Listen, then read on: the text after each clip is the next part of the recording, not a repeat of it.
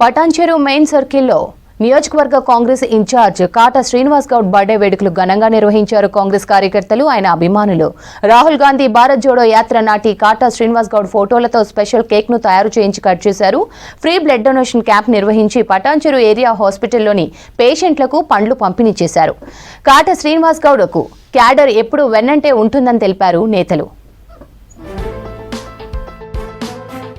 ఎంతో సంతోషమైన రోజు, ఎందుకంటే మా ప్రీతమైన నేత కాటా శ్రీనివాస్ గౌడ్ని జన్మదిన శుభాకాంక్షలు తెలుపుతూ అమీన్పూర్ మున్సిపాలిటీ తరఫున, ఎందుకంటే ఇది ఎంతో సేవలు చేసిండు.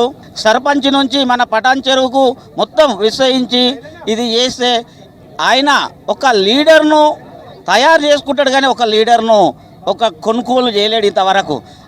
మేమందరం లీడర్లమయ్యే మేము ఇంతవరకు వచ్చినాము. ఆయన లీడర్ తరం ఏంటంటే అందరినీ బతికేయాలి, ఏదో చెప్తారు కొందరు, కానీ ఆయన నమ్మడు. ఆయన అనుకుందే చేస్తాడు, అందరినీ సమానాయం చూస్తాడు.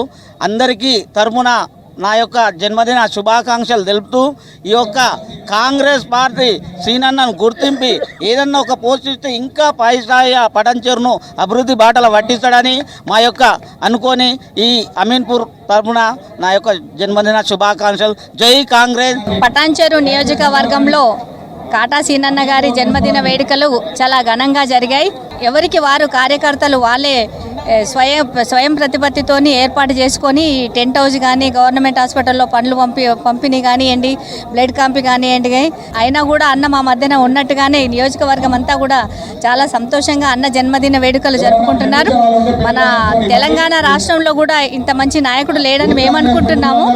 అన్నకు ఉన్నటువంటి అభిమానం ఇంత అంతా కాదు, వెన్నంటి పెట్టుకొని అందరి కష్టాల్లో సుఖాల్లో తోడుంటూ అందరి మనసుల్లో స్థానాన్ని సంపాదించుకొని అందరి కోసం ఉన్నటువంటి నిజాయితీ గల వీరుడు, జనహృదయ నేత సీనన్న యొక్క కార్యవర్గాన్ని గుర్తించి, అన్న యొక్క కష్టాన్ని గుర్తించి, అన్న క్యాడర్ను గుర్తించి గవర్నమెంట్ ఇప్పటికైనా అన్నకి ఏదన్నా ఒక పోస్ట్ ఇచ్చి ప్రభుత్వంలో భాగంగా చేయగలరని మా కాన్స్టిట్యున్సీ ప్రజలందరి తరఫున